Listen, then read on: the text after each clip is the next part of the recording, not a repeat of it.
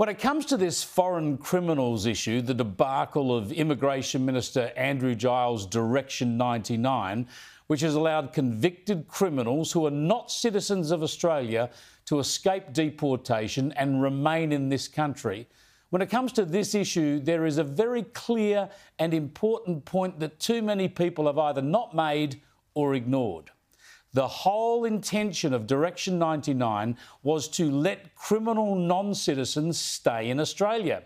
That's not an unintended consequence. Rather, this was the aim of the change. Anthony Albanese and his minister were reacting to pressure from New Zealand to stop their citizens being deported back from Australia if they'd spent most of their lives here. Now, I say tough luck. Unless they take out Australian citizenship, visitors who break our laws should be deported. But Albanese and Giles wanted to do the Kiwis a favour, so they added in Direction 99, which gives criminals a chance to claim a connection to Australia. In other words, claim the rights of citizenship even when they're not citizens. It's extraordinary. And lo and behold, dozens of rapists and pedophiles and other hardened criminals from countries all around the world, well, they made that claim successfully, and so they got to stay, foisted onto our community by Labor.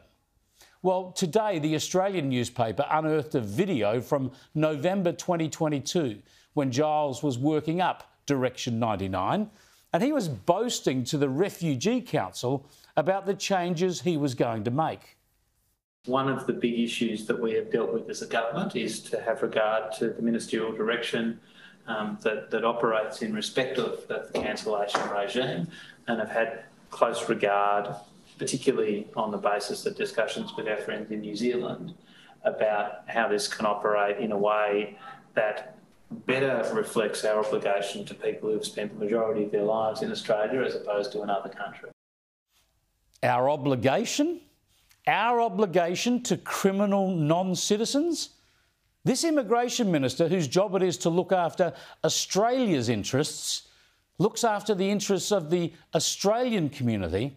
Well, he was actually boasting about how he was going to ensure Australia fulfilled an obligation to foreign criminals.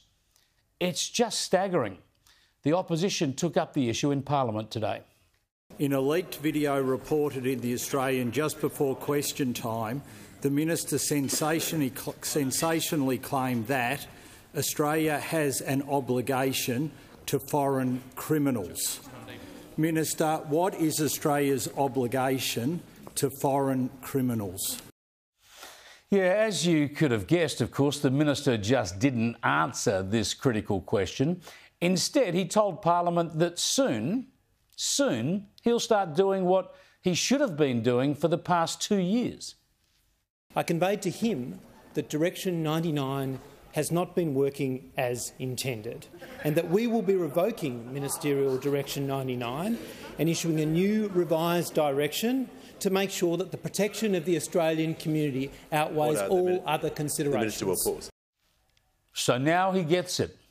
Only now he gets it. Protecting communities here, protecting Australians should be the priority. You don't say. But the opposition raised yet another case where a foreign national with a long criminal history, including kidnapping, and who's a reported associate of convicted drug kingpin Tony Mockbell, well, he'd won the right to stay in Australia under Direction 99. I'm aware of the case that the Shadow Minister referred to. It was a decision handed down by the AAT yesterday. It is under consideration in accordance with the national interest, as is the case. This just goes on and gets worse and worse, doesn't it? And I go back to that video of the minister talking to his fellow bleeding hearts at the Refugee Council. He actually said that Australia should have an obligation to foreign criminals. Minister, you are not here to exercise an obligation to criminal non-citizens.